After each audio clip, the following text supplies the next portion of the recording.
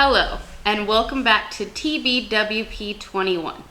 This month we are focusing on the financial wellness pillar. More specifically, we will be looking at ways we can prepare for the change of seasons and save our future selves a few dollars along the way. We have 3 awesome guests from our TanaBell team that will be sharing their knowledge and tips on how to save money this winter. First up, we have Milton Coyle, our Regional Maintenance Director, who will be giving us tips on what we can do around our home to save energy during the colder months of the year. Hello, I'm Milton Coyle, the Regional Maintenance Director, and we got a few winter hints to help you save money this winter. First of all, around your doors, if you can put weather stripping in, that's going to keep the air out. And this door doesn't have it, but you can put weather strippings or sweeps on the bottom of your doors, and that will help keep the air out also. And then we will go in and look at some windows. And if you don't have nice thermal windows that'll keep the cold out and the heat out, you can put plastic on your outsides of your windows, and that'll help keep it a little bit warmer. And then if you would close your blinds, that will put a little more insulation between the windows and us, and that'll help keep things a little bit warmer in the house in the wintertime. And on the thermostats, if you will turn them down lower at nights, like 60 degrees and at night and 68 in the daytime, that will help you save money also. And if you have any empty rooms in your house, you can close the doors in those rooms, and that'll save heat in those rooms also. Okay, if you will change your filters every 3 months, that'll help your furnaces run a lot smoother, and the air in your house will be cleaner also. And you'll save money with the furnaces not running so hard. The way you can tell if it's dirty, a lot of times you just pull it out and it's filthy, but if you'll pull it out and hold it up to the light, you can see through it, and that'll help you know if it's ready to change. And it's a good idea to have your attics checked to make sure that you've got enough insulation. If you don't have enough, the heat will go up through. I'm not sure if any of you have ever driven up to your house in the wintertime and your house don't have any snow on it, and all your neighbors has snow. That means that your insulation's letting the heat go up to your roof and melt the snow off. And another good idea to do in the different seasons, like in the wintertime, you turn your fan so it blows the hot air back down. And in the summertime, you switch it so it sucks the hot air up. Thank you, Milt. I will have to look around my home and see which of those things I can do to prepare my home and save a little bit of money and energy during this winter year. Next, we will be hearing from Crispin Gallegos, Maintenance Director at Hidden Valley Assisted Living, as he shows Kelly a few things we can do to prevent costly repairs from becoming a necessity for our vehicles. And we wanted to talk about ways that we can help save you money. Christmas is coming and everything is expensive. So if we take care of our vehicles a little bit better, it will help us to save a little bit of money. And Crispin's going to just walk us through a few things that each of us can do with our vehicles in the next couple of months to be prepared for winter and to make things a little bit easier on our pocketbook. So Crispin. Yes. Talk to us. This is your truck. Yes, it is. What are some of the things that you do every fall/winter or spring to maintain your vehicle so that you get the best mileage and the best wear and tear? So the first thing I do, doesn't matter if it's fall, spring, winter, is routine oil changes. So I put a lot of miles on my vehicle. Most people put on about 1,000 to 1,200 miles a month, but I put a lot more on that. So they recommend about every 3,000 miles doing an oil change if you're using conventional oil or the synthetic blend. But if you use full synthetic, they say you can get up to about 5,000 miles for in between oil changes. I go on the months on mine, which is about every 3 to 4 months, just because, like I said, I put a lot of miles on them. And that just helps the motor last longer, keeps the parts in there lasting longer. You know, you're not running thick, dirty oil through your motor, which can cause things to clog up and break. It just helps maintain that motor as long as you can. So okay, so that's why we're going to do an oil change. Yes, that's why we want to do an oil change. Another thing I like to do is check the air filter and change the air filter if it looks dirty. That just helps get clean air going through. The more air you have going into your motor, the longer it will last too. So I do know I need a change on mine right now. Okay. I went and got an oil change, and they recommended me changing one. So I actually have one in here. But my air filter on my truck is right here. Pretty easy to get to, 2 clips, and then you can pull it out. See, now if they would give me that, that's what I'd do. I'd take it over here and stick it back in. So this one isn't too bad. They kind of did that themselves, shook it out. There were more of these little seeds from plants in there when they showed me the picture. So they shook it out, but you can still see it's supposed to be white, kind of like this. And you can see all the gray in there. Yeah, and that's just dirt and gunk that gets in there. So they recommend you changing this. Okay. Way different. A lot cleaner, a lot better looking. That's just better for your motor. Cleaner the air goes in, the more airflow you get, the better your motor will run. And then another thing I like to check just to make sure, I just got these tires when I bought the truck about a year ago. They were rated, like most tires are rated around 50 to 60,000 miles, you know, anywhere from like 30 to 100 actually. But these ones, I want to get the longest life out of them as I can. So I routinely check my tire pressure. I have a gauge on my truck that shows me if they're low, and then I can come out and check them. In the summer, I usually run them around 40 PSI, and then in the winter, because it gets colder, you lose air, I usually run them at 50 PSI in the winter. So I want to check the tire pressure on them routinely if you don't have a gauge that checks it on the inside for you. If you're running on a flat, like a low tire with low pressure, that's going to have a wear different and wear wrong, and it can shorten the life of the tire than if it's inflated to where it needs to be. Okay, so air pressure makes a difference on the wear of the tire, how long it will wear. Yeah. Does it matter if you rotate your tires? Does that make any difference? Yes, it does. Like I said, like a lot of tires are rated at 50 to 60,000 miles.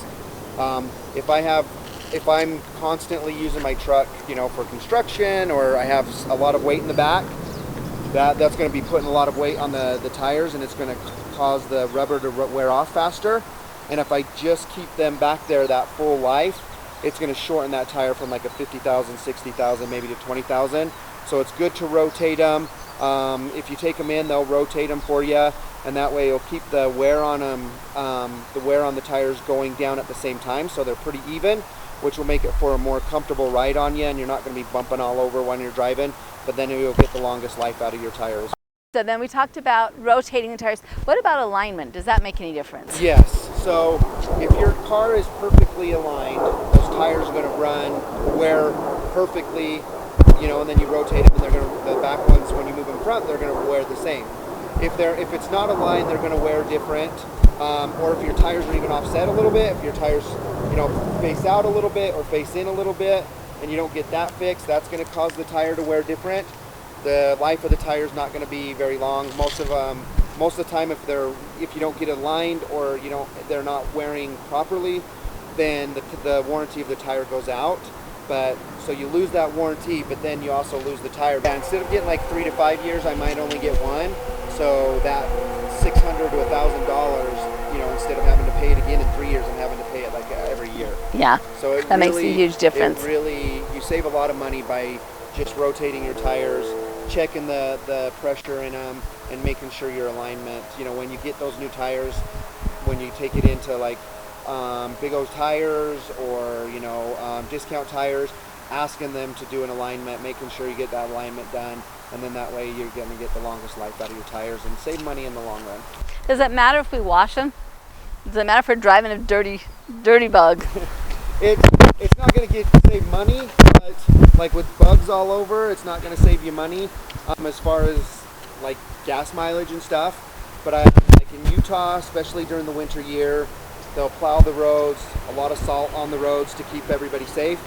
That salt gets on the metal parts. A lot of cars aren't metal anymore, you know, carbon fiber, plastic, a lot of other stuff. But still underneath you have a lot of metal parts that salt gets onto and just causes rust and corrosion. and so you're going to save money by keeping your car clean that way, you know. Yeah.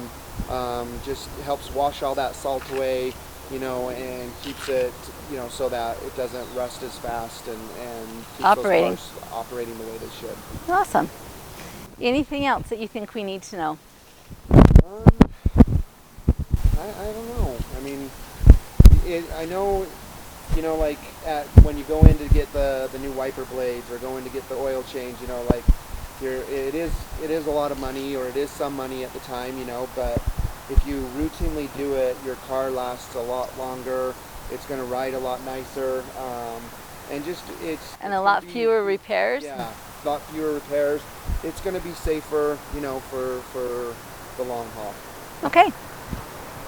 Thank you, Crispin, for showing Kelly and the rest of us a few simple things we can do to take care of our vehicles and save ourselves from having to pay for expensive repairs. Lastly, Jill Bright, our Regional Business Office Manager, will be showing Kelly some of the things she collects when it comes to emergency preparedness. Jill is an avid gardener and canner, so that's what she'll be showing us first. I enjoy canning. This year we didn't have as many fruit trees because people moved. So I had to buy some fruit. I have a huge garden, and my grandkids love to help in the garden. So I teach them how to can. I've got tomatoes, and we've got... That's a beautiful bottle of Yeah, and then out of the tomatoes you can make salsa. We make chili sauce. We make all kinds of stuff. You've got applesauce. We've got pears, peaches. Any fruits in the season you can can. Even if you have extra, if you don't eat all your fruit, you can just can a small batch to preserve that for later, and then you're not throwing that fruit away or your vegetables. What else have you got here? Okay, so one thing in preparedness that a lot of people don't think about is having a toilet. So I have just a little toilet seat that goes on a bucket, and I carry that in my truck in case, you never know. And then if power goes out or something and you don't have the water supply, you don't have, I don't know. Anyway, all the things. You can have that. Some people, my sister last year, the power went out for 4 days. They have a well. So luckily, this is what I gave her for Christmas. It came in very handy.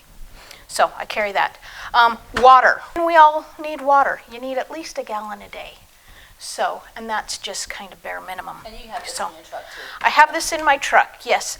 One of the items that I love to do is at home, under the beds, I have water. I have 10 cases of water under my bed.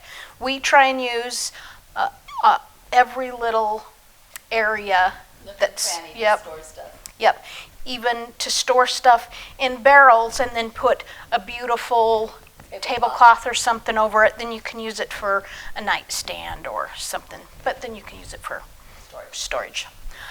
First aid kits. We all need first aid kits. Something's always, somebody always needs something. That's just your normal. I have got a toolbox, and you can get this stuff at the dollar store. Most of the tools that I have in here are just from the dollar store.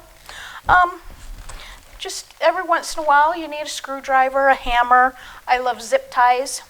Fishing, I always carry fishing stuff, whether it's winter or summer. I've got a little collapsible pole. It was only 20 bucks. I've got my fishing bag. I buy the hooks without the string on it. I don't use a swivel because that's just cost efficient. You can just tie your string to your line to your hook. You don't need all that other fancy stuff to add money. Then I've got medications. You can buy in bulk. Sometimes stores have a buy one. It's in a 2-pack, so it may be 1.5 times instead of 2 times what one would cost. for preparedness in my son. He has, what is it called? Gassy tummy. Yeah, gassy tummy all the time, and at night. Indigestion. Yeah.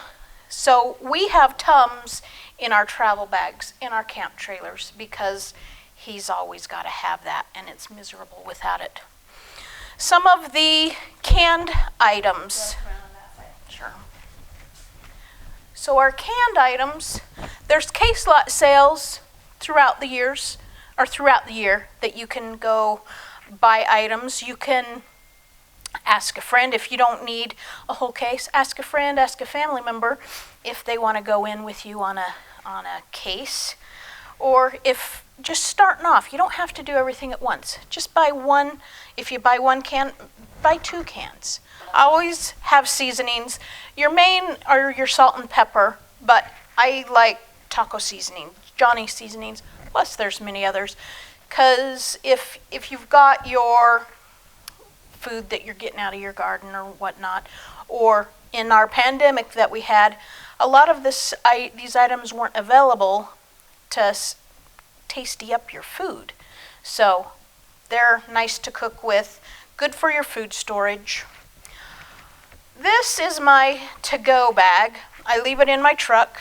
It's got an extra pair of clothing. It's got like beef sticks, some candy. It's got toilet paper and wipes. I've got hand sanitizer.